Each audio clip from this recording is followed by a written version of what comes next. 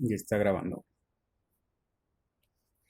Ok, hoy vamos a ver, o nos vamos a dar una vuelta por el fascinante mundo de la luz artificial desde sus inicios hasta poco antes de los flashes dedicados de las cámaras modernas. Em, Voy a compartir pantalla.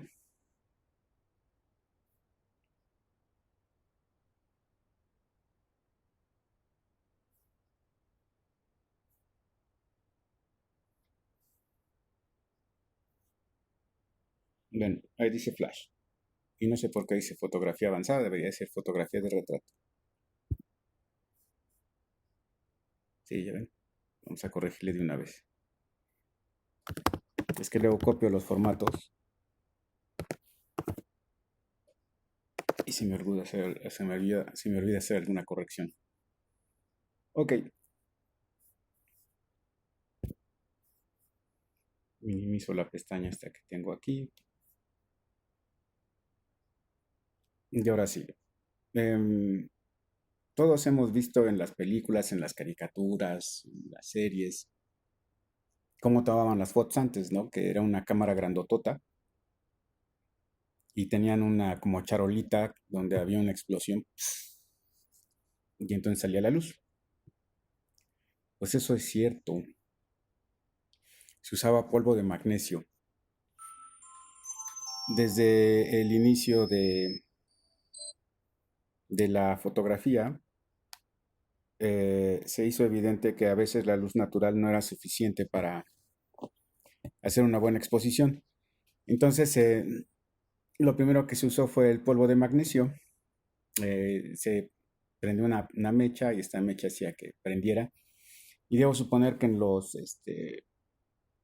digamos que en los dispositivos más modernos de esta técnica, em, ya tiene una especie de encendido como de encendedor. A ver, permítanme ahorita.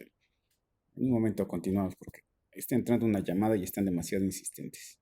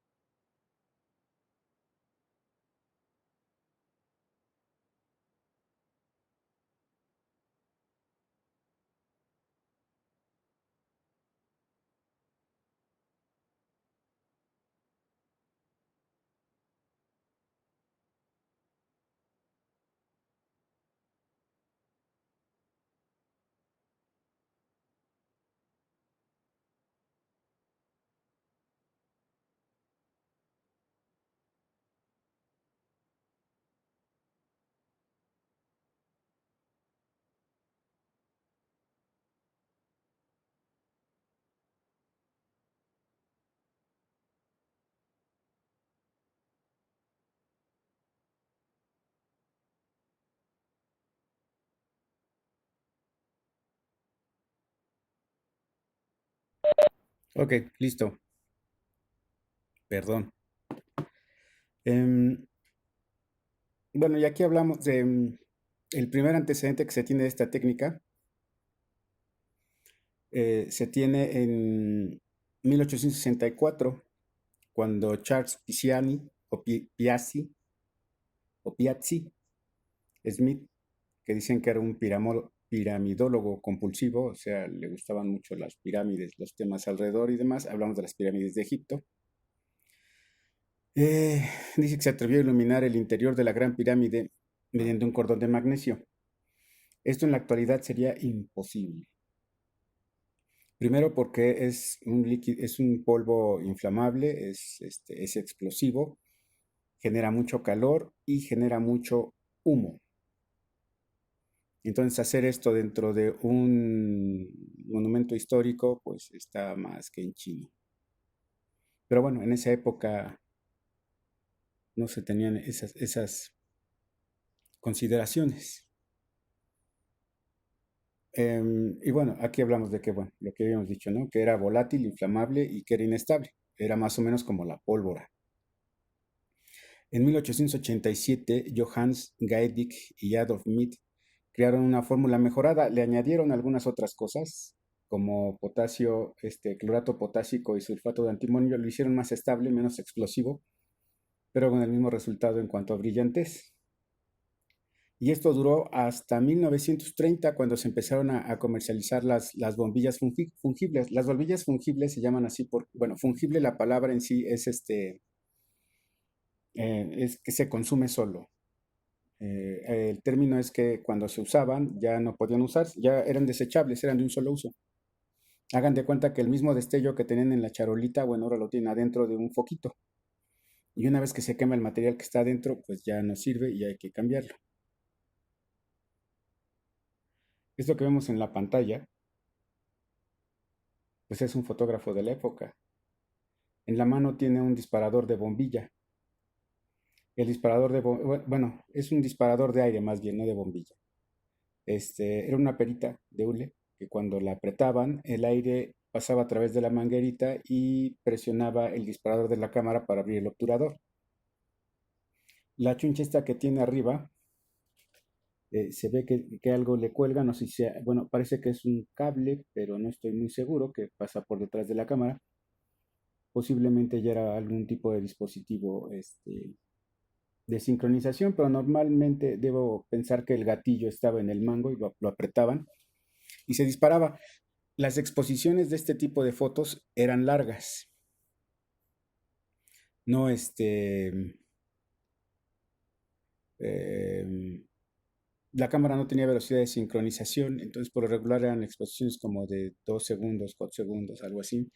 Y el destello del magnesio iba de 1 a 2 segundos más o menos, entonces por ahí se equilibraba. Y obviamente había que mantenerlo lejos de la cabeza. Digo, el cabello es inflamable y luego con un polvo igual. Le vaya a pasar lo de Michael Jackson en el comercial de Pepsi. Y este es el equipo.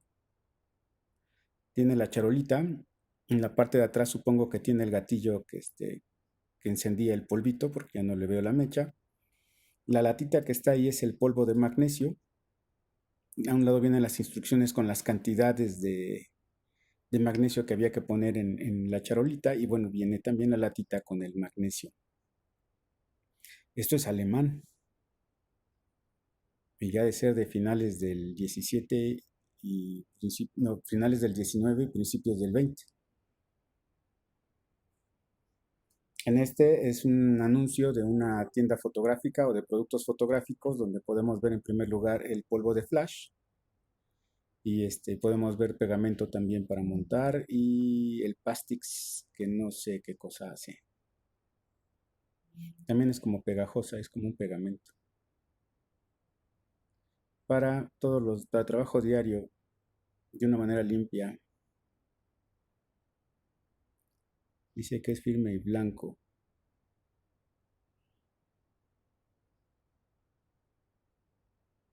Es para montar fotografías. Bueno, y este es lo más interesante. Esta es una latita de polvo para flash.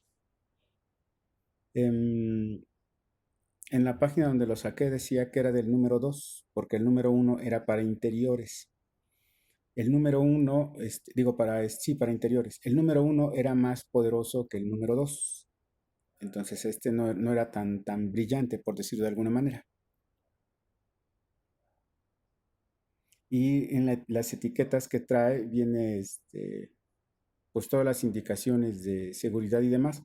Como bueno, para empezar es un polvo, ¿no? Si el polvo le soplan, vuela. Y si ese polvo es inflamable y ya que está en el aire lo prenden, no les quiero decir qué es lo que pasa. Se inflama de volada. Entonces, bueno, tenía todas sus precauciones y incluso traía las cantidades. Para retratos se usan cerca de 10 granos, para pequeños grupos 20 granos y para grupos largos, grandes, pues 90 granos. Y hay que hacer hincapié en esto de que son granos, no gramos. Un grano equivale a 0. O bueno, en este caso es coma 0,647989 de gramo. O sea que es mucho menos que un gramo. Ni siquiera llega al 1,1, sino al siguiente cero. Es una cantidad muy pequeña. Ahora, ¿de dónde viene este sistema de gramos, de granos? En la antigüedad, cuando querían medir el peso de algo, lo comparaban con granos. Estos eran semillas, o por ejemplo con el arroz. ¿Cuánto puede pesar un grano de arroz? Bueno, es muy parecido a esta cantidad, 0,06 de gramo. Esta medida se usa, yo la he visto en las municiones. El peso de la ojiva, de la bala, la dan en granos, no en gramos. Y por ejemplo, en los rifles de diábolos que tengo y demás, todas las municiones, las diferentes municiones que compran o se compran, lo primero que te dice es cuánto pesa. Mientras más peso tenga, el impacto o la energía acumulada cuando pega se descarga, es mayor. Y bueno, y también a mayor peso es menor el alcance. Entonces, bueno, son algunas cuestiones ahí que se ven cuando compran ese tipo de cosas. Y en las municiones reales también viene en granos. Entonces, debo suponer que la pólvora de alguna manera también debe de medirse en granos. Eso sí, no sé porque no uso pólvora, pero posiblemente. Bueno, en este caso son cantidades muy pequeñas, ¿no? 10 granos, pues ha de ser más o menos como 1,2 gramos o algo parecido. O ¿qué será? 0,6 gramos. Ni siquiera es un gramo, son 0,6 gramos. 20 gramos son 12 gramos y 90 gramos, pues es casi un gramo, ¿no? O sea, son cantidades muy pequeñas, imagínense. Y esto es una foto moderna de un sistema parecido. Pueden ver la cámara de banco, que en este caso no está haciendo nada porque no está conectado no veo que tenga el obturador en la mano. Y tenemos la combustión del polvo de magnesio. Y pueden ver que la combustión también hace que brinquen chispas. Entonces no deja de ser peligroso. Ah, bueno, y el humo. Pueden ver que hay una cantidad de humo pues bastante generosa. No sé a qué huela, pero tampoco bueno, no sé, la pólvora huele a huele a lo que se le conoce como cordita. ¿Quién sabe esto a qué huela? Ahora, después del polvo, hicieron unas cintas metálicas. Esas cintas metálicas se prendían con un cerillo y pasaba lo mismo. Tenían una combustión muy rápida y generaban mucha luz. Este es un dispositivo de Kodak donde adentro tenía enrollada la cinta de magnesio y con el dedo pulgar, como se ve en la ilustración, se giraba y entonces se sacaba una porción de aproximadamente 1,5 centímetros y con eso, déjenme ver.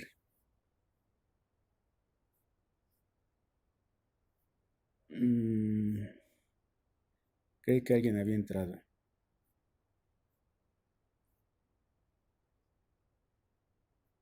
pero creo que no, ¿verdad? Bueno, entonces se prendía y esto, pues se quemaba y era el mismo resultado que el polvo, simplemente que ahora en un dispositivo portátil. Esta dice que duraba aproximadamente 2 segundos, que era el tiempo necesario para hacer la exposición. El magnesio era explosivo, o sea, ese hacía y se acababa, ¿no? Este es el que duraba dos segundos. Luego, las bombillas fungibles, que es lo que hablábamos hace un rato. Estas bombillas, no, bueno, no sé si les haya tocado conocer los magicubos que se usaban en las cámaras Kodak de los 70s, que eran unos cuadritos que se ponían encima de la cámara y cada vez que avanzaban la película, giraba y se ponía en posición. Cuando disparaban, disparaba y pues ya no servía. Y avanzaban la película, giraba hacia el otro lado y cuando se consumían los cuatro lados había que tirar ese y poner otro. Básicamente, bueno, es la referencia más rápida. Ahorita vamos a ver más a fondo esto. No sé si ustedes hayan visto las películas donde llegaban los reporteros con unas cámaras grandototas y tenían un reflector y en el reflector tenían uno como foquito. Esos eran los focos o las bombillas fungibles, que son estas. Y lo que tenían era un filamento también de magnesio, que al disparar la cámara se prendía. Pero vemos que también hay uno que tiene una delgada lámina. Era lo mismo, se prendía y se consumía. Y la que está en azul era para película de color, estaba pensada para luz de día. Entonces debemos pensar que este tipo de luz tenía un color rojo, por eso el filtro azul.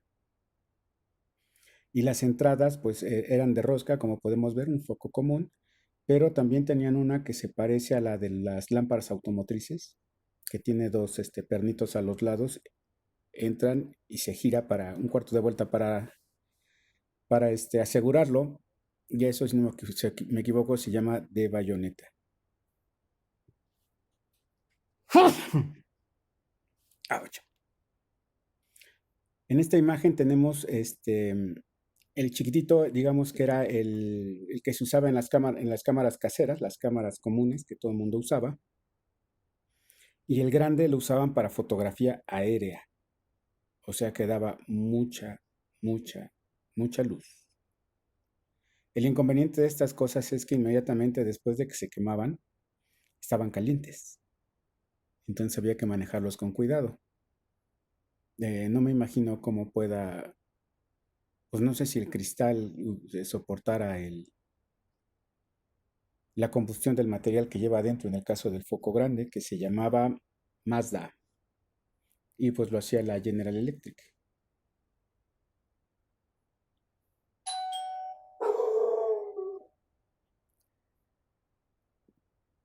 Déjenme ver porque estoy aquí solo y están tocando.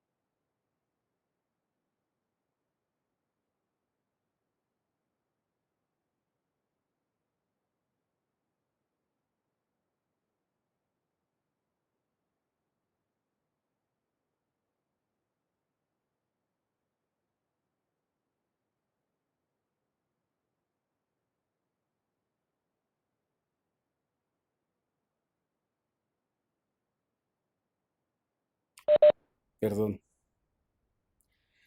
ya regresé. Entonces, bueno, decíamos de las bombillas. Esta es una cámara, este, mm, La marca era Brown o Brownie, algo así. Era una cámara, digamos, de uso casero, normal, y podemos ver el reflector con la bombilla instalada. En este caso estaba para película a color o luz de día.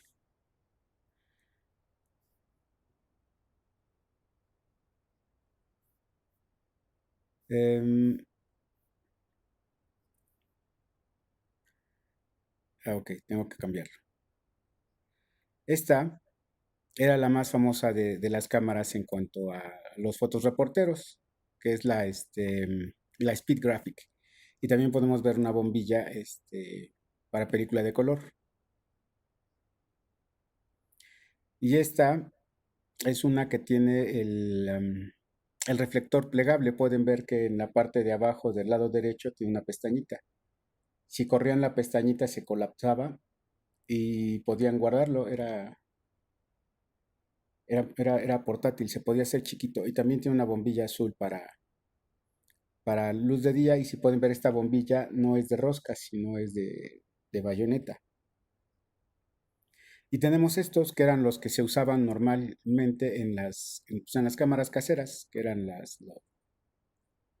bueno, aquí les dicen bulbos de flash, que también la cámara tenía su reflector circular, entonces se quemaba, lo quitaban, ponían otro y ya. Y allá por los 60, 70 y 80 esto es lo que se usó, los magicubos. Yo me acuerdo que todavía en las fiestas familiares me tocó ver cámaras de estas y me tocó usar de estas chunches. Cuando se consumía, eh, el foquito de adentro se deformaba, se hinchaba por el calor. Luego salieron las cámaras chiquitas, las 110, que utilizaban otro tipo de flash. Estos son ejemplos de dos flashes. Si no me equivoco, el chiquito es Kodak y el otro es marca Sylvania, es alemán. Podemos ver que la entrada es diferente.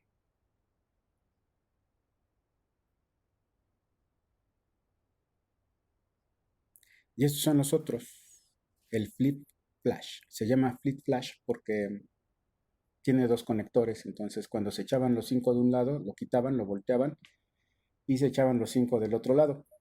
Estos eran para cámaras compactas, las chiquitas, las de formato 110, que me daba la impresión que era no sé si conozcan las cámaras Minox, que eran esas cámaras que decían que eran de espías, chiquititas. Creo que estaban inspiradas en ese formato porque la cámara en sí era chiquita y el negativo era súper chiquito. Yo tengo fotos que tomé con la que me regalaron y es imposible distinguir perfectamente un rostro porque el negativo era tan chiquito y la emulsión, pues el grano de la emulsión no era muy, muy bueno que digamos. Entonces, eh, pues eran como las primeras cámaras digitales, estas, ¿cómo se llaman? Las VGA, que si algo se veía pero no se alcanzaba a percibir detalle. Ahora, en 1938, en el Tecnológico de Massachusetts, en el MIT, Harold Eugene Egerton, mejor conocido como Doc Egerton, em, empieza a experimentar con flashes electrónicos o con el flash electrónico. Su idea es de tener movimientos a gran velocidad. Dos de sus imágenes más conocidas son, bueno, son varias. Hay una que es una manzana siendo atravesada por una bala, una baraja que está siendo cortada a la mitad por una bala y parece que una gota de leche que cuando cae forma una especie de corona. Entonces, aquí el flash que utilizaba, ya lo que se inflama no es propiamente eh, un mineral o algo físico, sino ya es mediante gas. Entonces, lo que hacen con este gas es que hagan de cuenta que generan una electricidad estática muy grande con este gas y esa electricidad estática en un momento determinado, pues como que explota, se detona y eso es lo que genera el destello de flash. Y esta es una de las imágenes de Harold Egerton. Si toman en cuenta que una bala de este calibre anda sobre los 2000 kilómetros por hora, pues sí fue una exposición muy rápida.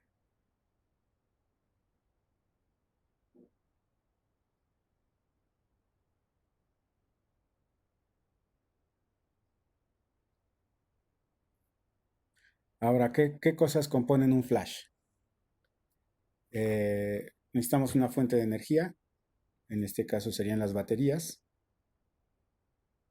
y tenemos un capacitor. El capacitor es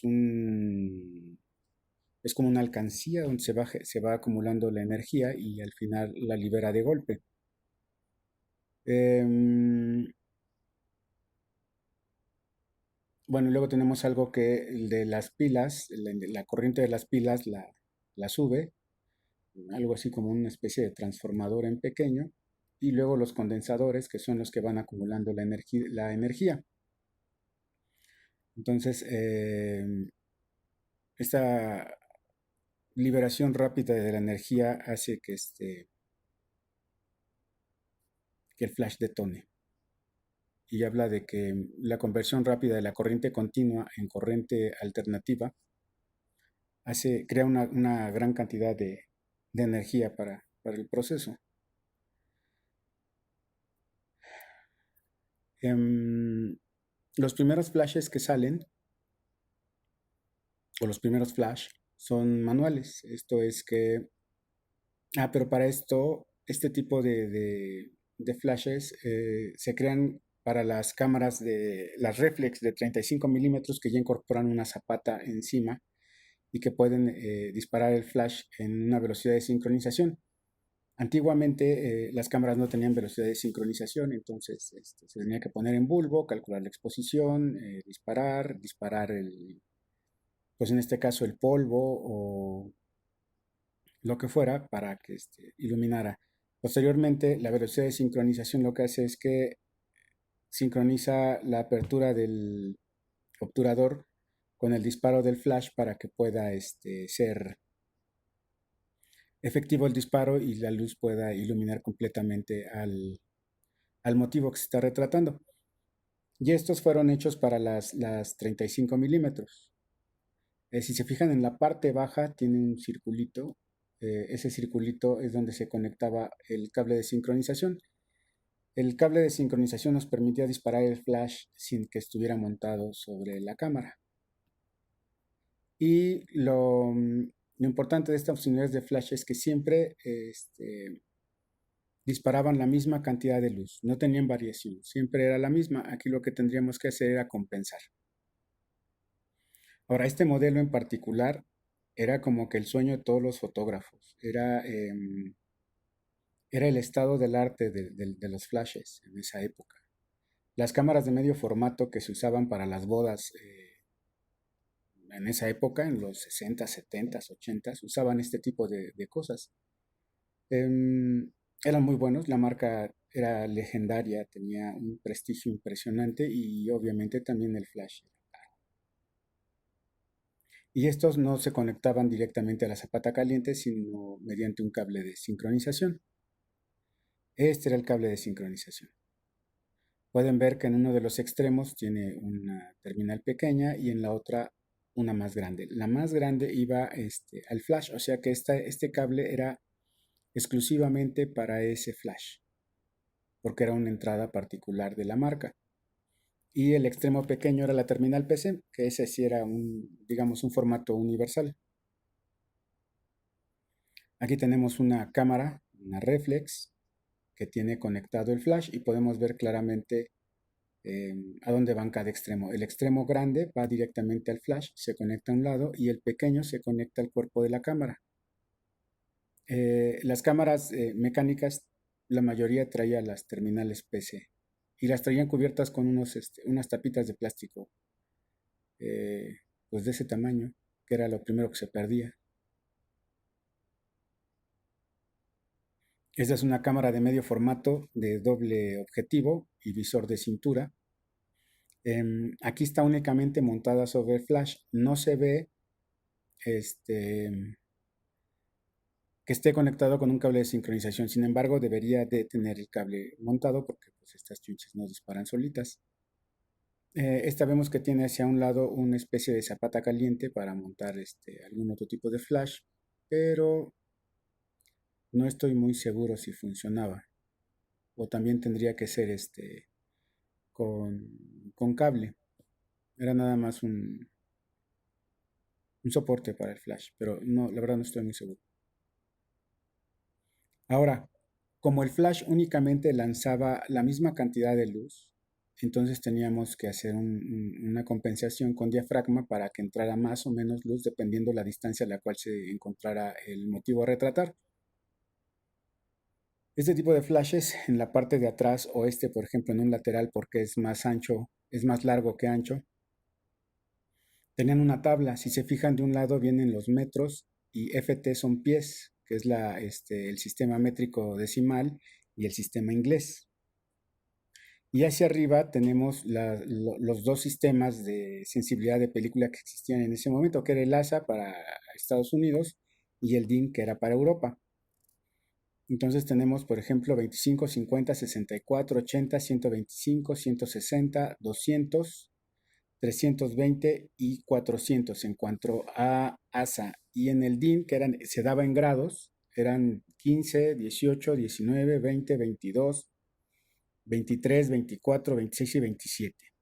Cuando ustedes compraban la película venía con una ASA fija, entonces podían comprar una película ASA 100, se la metían a la cámara y buscaban cuál era lo más próximo. En este caso podría ser el 80 o el 125 que están englobados en la misma, en la misma casilla. Y entonces lo único que tenían que hacer era consultar en el telémetro del lente. Todos los lentes mecánicos tienen un telémetro que les indica a qué distancia está lo que están enfocando o a qué distancia se encuentra lo que están enfocando. Y entonces podían ver si yo estaba enfocando algo que estaba, digamos, a metro y medio, pues entonces podía yo escoger entre poner, y ir a 100, podía yo escoger entre ponerle un 11 o un 8 dependiendo las condiciones de luz, etcétera, y era una exposición aceptable.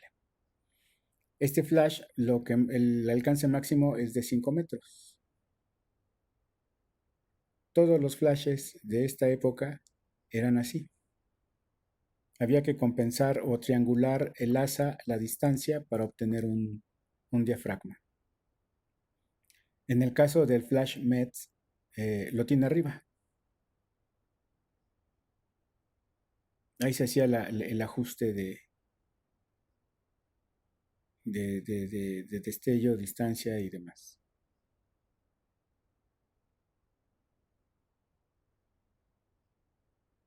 Luego llegan los flashes automáticos. Em, el flash automático lo que hacía es que tenía una fotocelda al frente que medía la cantidad de luz que había y lanzaba únicamente la necesaria para hacer una buena foto. Tenían un hoyito, ahí se ve, en medio del circulito verde, que era donde estaba la fotocelda. Yo tuve un flash grande que ustedes podían ver con claridad cuando cambiaban de programa, como la fotocelda era una como mica, mm, que ¿sí me oyen? Sí, ¿verdad? Eh, esta mica lo que hacía era, tenía patrones, por ejemplo, tenía rayas verticales. Cuando cambiaban al otro programa, pues hagan de cuenta que tenía un patrón de cuadros y cuando lo pasaban al siguiente programa, pues hagan de cuenta que tenía un patrón de hexágonos, por decirlo de alguna manera. No recuerdo exactamente qué patrones tenían. Lo que hacía es que iba dejando pasar cada vez menos luz para que el sensor recibiera una cantidad menor y esto hiciera que la potencia del disparo fuera mayor. El que yo tenía era de 3 programas. Aquí tenemos otro flash también de Pentax, que pueden ver que en el circulito rojo está la fotocelda. Y esto es como se veía la parte de atrás del flash. Este tiene 2 programas, en este caso es el azul y el rojo. Entonces, ¿qué sucedía? Nosotros seleccionábamos el asa en la parte de arriba, por ejemplo, asa 100, y entonces nos ajustaba la tablita de abajo. Em, Nos da el diafragma que tenemos que usar. En el programa verde es 8 y en el programa rojo es 4. Y luego nos da la distancia a la que es efectiva. En el caso del programa verde, nos daba hasta 3.5 metros, pero a partir de 50 centímetros. O sea, ese era nuestro rango de iluminación. Y en el caso del, este, del programa rojo, nos daba un alcance de 7 metros y a partir de 1 metro. Y aparte tenemos aquí la W que es del angular y la T que es del telefoto. Entonces el angular no llega a los 3.5 metros, sino a llegar como a los 2 metros y medio. En el caso del programa rojo llega a los 5 metros. Pero con el telefoto el alcance se ve ligeramente ampliado. Entonces el programa verde en lugar de llegar a 3.5 metros llega a 5 metros. Y en el caso del rojo en lugar de llegar a 7 tiene un alcance de 10 metros. Esto para la fotografía de sociales fue lo máximo. Yo me acuerdo que llegaba, ponía el flash en el programa, no sé, vamos a suponer que en el rojo, ponía mi diafragma en 4, ponía mi velocidad de sincronización para flash, que dependía de la marca de la cámara, que podía ser 60 o 125, y nada más mantenía vigilada las distancias a las que podía yo o que el flash era efectivo y así me echaba toda la fiesta. Y también tomen en cuenta que en ese entonces los rollos eran de 36 fotos y normalmente se tomaban 5 rollos. Entonces no eran tantas fotos. Pero sí había que mantener mucho cuidado con la cámara porque había que estar haciendo ajustes constantes para lograr buenas fotografías. Después de esto, llega la tecnología electrónica, donde las cámaras dejan de ser manuales y se vuelven electrónicas. Los circuitos electrónicos que funcionaban ya un poco a base de información, bueno, permítame. Ay, quién sabe quién se está acordando de mí. Estos sistemas ya permitían comunicación entre el flash y la cámara. Entonces, cuando se hacen las cámaras reflex, se incorpora el exposímetro y el exposímetro lo que hace es medir la luz a través del lente, que se le conoce como TTL, Through the Lens. Entonces, estas cámaras ya podían medir la luz directamente de la escena. Cuando llegan las cámaras electrónicas, el TTL también lo comparte con el flash. Entonces, la cámara mide la distancia a la que está el objeto, hace su exposición ideal y le dice al flash, el objeto está a 5 metros, estoy utilizando un diafragma 5.6 y voy a disparar a 125 y necesito que tú me des el 60% de energía. Entonces el flash disparaba únicamente la energía necesaria y mientras más cerca estuviera el sujeto, menos intensidad tiene el disparo. Esto permitía hacer disparos en ráfaga, como si el flash fuera un estroboscopio de esos que destellan continuamente. Entonces, bueno, si el automático ya era bueno, el electrónico dedicado es lo máximo, ¿no? Avanza la tecnología y entonces se le da a la cámara un control total del flash. Esto es, yo desde la cámara, sin tocar el flash, puedo regular la intensidad del disparo, puedo hacer compensación, por ejemplo, si a la lectura que me dé la cámara y a lo que el flash tenga que disparar, le puedo reducir 1, 2, 3, 4, 5 pasos para que la luz sea más tenue. Y incluso puedo controlar grupos de flash, esto es, puedo poner 5 o 6 flashes en un grupo y puedo tener creo que hasta 3 grupos. A cada grupo desde la cámara puedo asignarles un valor, esto es si van a disparar al 100, al 50 o al 25, etcétera. Normalmente es 2, 4, 8 16, 32, 64, 128. Pueden restarle en los flashes más austeros hasta un 32 y en los más digamos, profesionales, creo que hasta 128. Entonces el destello puede ser un 128avo de la potencia del flash. Y de esta manera ustedes pueden poner diferentes grupos de flash y disparar. Esto funciona muy bien como para iluminar grandes áreas. Em, Obviamente los flashes deben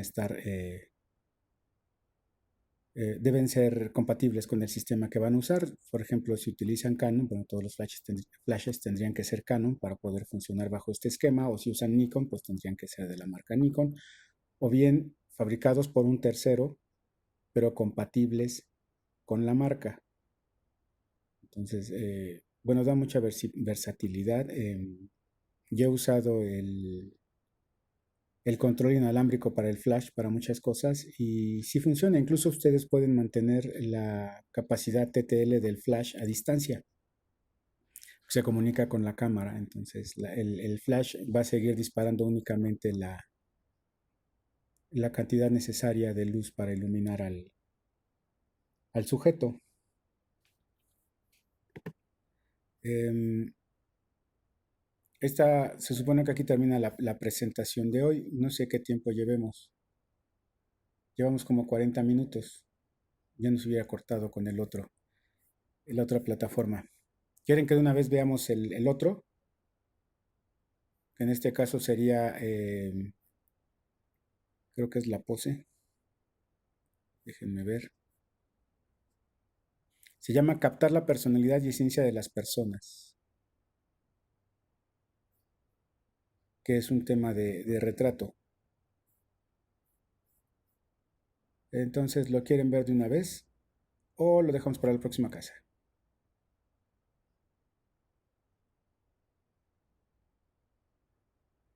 Ok, Es que, bueno, a mí sí me gustaría, pero la cosa es que faltan tres y Marcos no sé por qué se salió. Y bueno, él es el que propuso ese tema, ese que dices. ajá. Bueno, entonces, ¿quieren que lo Entonces, dejemos hasta acá? pues por mí está bien, sí. ¿Nos vas a mandar la presentación? ¿No se las mandé? Ay, yo no la No, vi. creo que no, ¿verdad? No. A ver, ahorita las mandamos. Es que como Sí, tengo, porfa, porque... tengo el dato de que la mandé, pero se le debe haber mandado al grupo de foto. Digo, al de retrato. Ah, ya. Deja buscarlo. Este es el flash, así se llama, ¿verdad? Sí. Ujú. Y entonces le decimos exportar PDF, exportar, compartir, WhatsApp y foto avanzada. Enviar.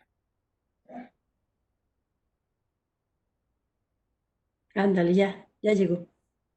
Eso es. Sí. Ok. Entonces para la próxima clase vemos este captar el que era el estilo y personalidad de las personas o la esencia, ¿verdad? La esencia. Ah, Captar la personalidad y esencia de las personas y ese es la mirada, la sonrisa, el gesto, el lenguaje corporal, conocer al modelo, la ropa, el entorno y el lenguaje visual. Ese tema es padre. Es el principio para hacer ya retratos realmente como tal. Ok, entonces así lo hacemos. Lo suspendemos perfecto. ahora y esperamos que los demás lleguen. Es más, voy a subir la presentación de una vez para la próxima clase. Ajá. Para los que no estuvieron hoy, vean de qué se va a tratar y decidan si asisten o no. Captar la Perfecto. personalidad Gracias. y estilo de las personas. Esperen a que lo abran. Ahí va. Ah, ese está grande.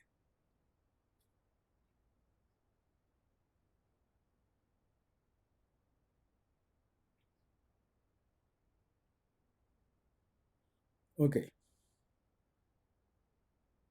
Este creo que trae enlaces para videos. Es exportar, PDF, exportar.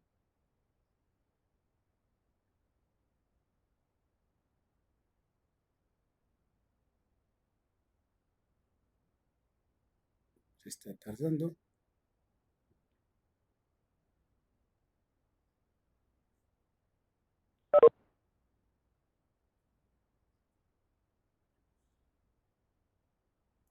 Se sigue tardando.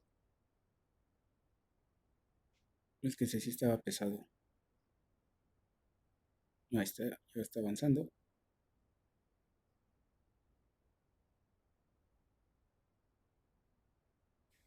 Le falta el último pedacito. A ver si no me salió con que no puede.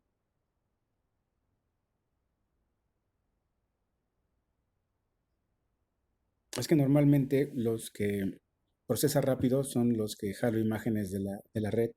Y este debe tener imágenes mías. Por eso está pesado. Dice que son 378.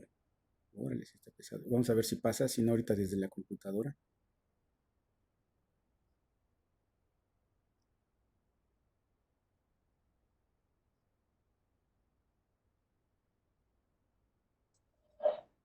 Es que en el teléfono no me da la opción de escoger el tamaño del archivo PDF. En la computadora sí. La computadora tiene uno que es óptimo o algo así. Y lo hace chiquitito. Está enviando.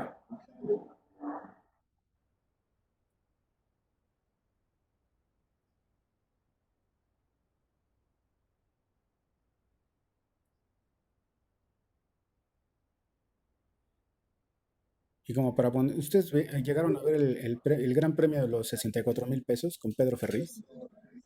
Sí, Y se acuerdan que cuando le hacían las preguntas había una cancioncita que decía tun, tun, tururú, tun, sí. tun. Así estamos ahorita esperando a que procese esto. ¿Para qué podrían servir 64,000 pesos ahorita? Para nada.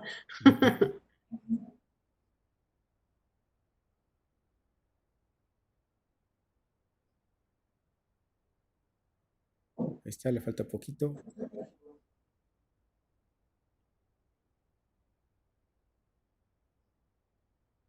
No se puede enviar el mensaje, vuelve a intentarlo. Ok, dejen ver si lo podemos hacer desde acá.